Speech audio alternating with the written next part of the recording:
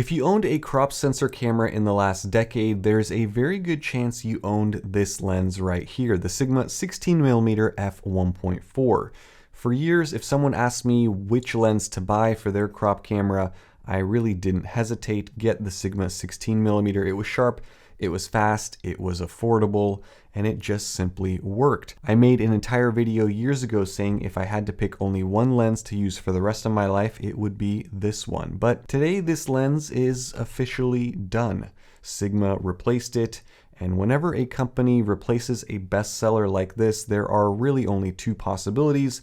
They made something better, or they messed with something that really didn't need to be fixed. So in this video, let's find out if the sequel is better or worse than the original. The Sigma 16mm came out at the perfect time. APS-C cameras were exploding, good lenses were few and far between, and people wanted excellence without spending full-frame lens money. And it delivered. f1.4 meant it was amazing for low light, it gave you plenty of subject separation, it was tack sharp across the frame, and again, the price was inexpensive comparatively speaking. It quickly became a go-to lens for people, the ultimate prime for beginners and professionals. Was it perfect? Not completely, but that didn't stop it from becoming a favorite. And after being on the Amazon best-selling list for years, Sony even took a crack and released their own competitor because they must have gotten jealous of the revenue flow. 9 years later, this is the new Sigma 15mm f1.4, and immediately a few things should stand out. This is a completely new optical design,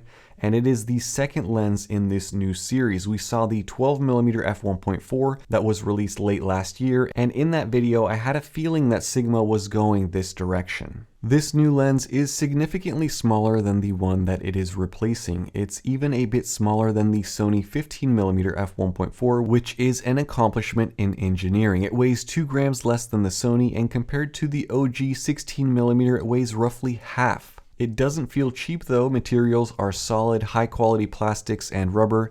It has an aperture ring with some really nice clicks, a nice and smooth rubberized manual focus ring, and the excellent made in Japan craftsmanship we have come to expect from Sigma. I took this lens out with my Sony a6700 and I shot a few samples with it, and it's a solid lens. The images feel very similar to the 16mm but slightly improved in just a few areas. In Sigma's briefing notes, they wanted to improve sharpness across the frame and suppress flaring compared to the 16mm, and in terms of sharpness, this lens wide open at f1.4 is very sharp, both in the center of the frame and into most of the corners. The corners look pretty sharp. Interestingly though, if you zoom into the very corners, you'll see that they are a little bit soft, but it's not a gradual softness. It's like the entire frame is sharp except for the last maybe 3% of the corners.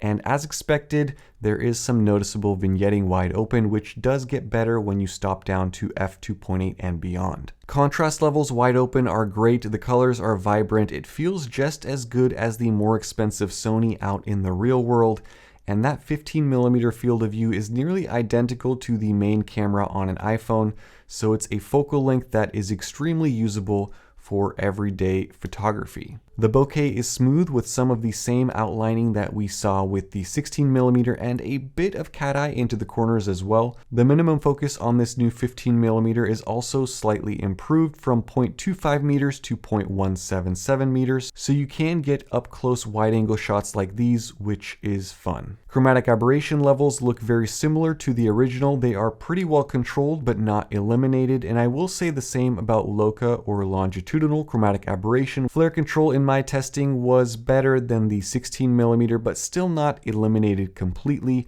There is a slight loss of contrast, but it is up there with good lenses in that regard. In the last few years, Sigma has been doing a really good job with eliminating focus breathing with their lenses without any software, just by genius lens element design. Unfortunately, this new 15mm, there is some pretty visible focus breathing, when you are racking focus back and forth.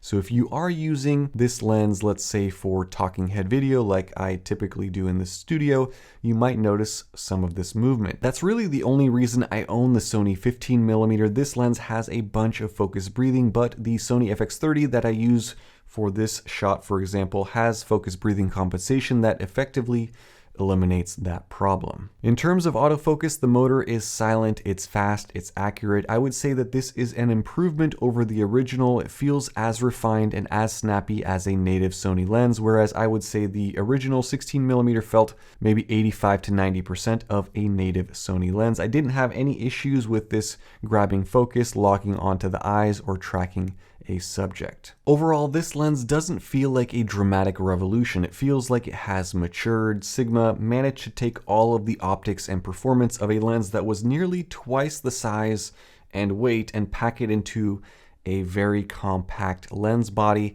If the original 16mm was a budget king lens, this new 15mm feels like a grown-up, refined version. Do I wish it had a few more little improvements? Yes. In particular, the focus breathing. I was expecting Sigma to get rid of it entirely, but I suppose that is a compromise of the size.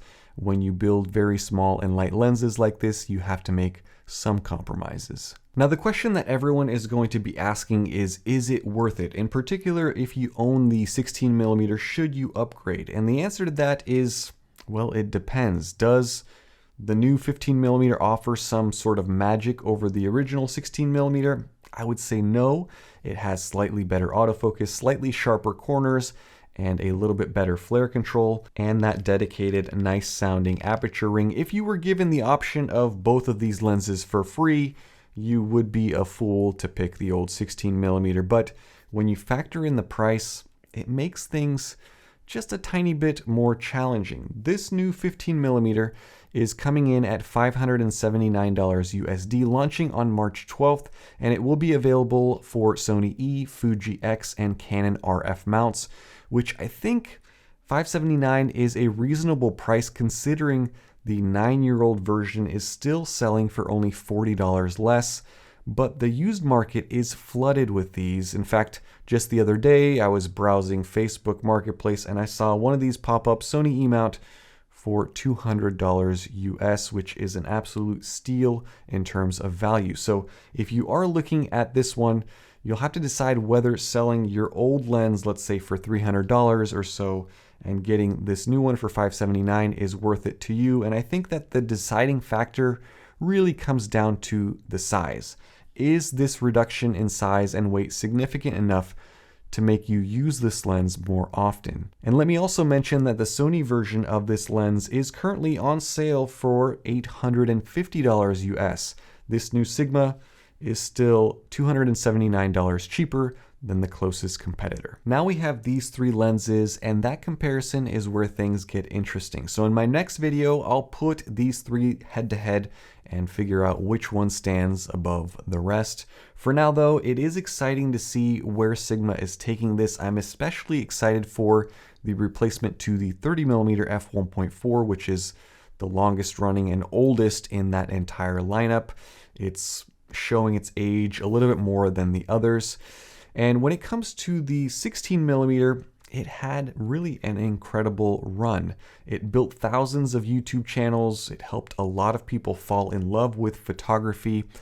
It was revolutionary really when it came out, and it will be, I think, forever in the APS-C Lens Hall of Fame. But this new one certainly is better. It's more compact, more pocketable, better designed, has an aperture ring.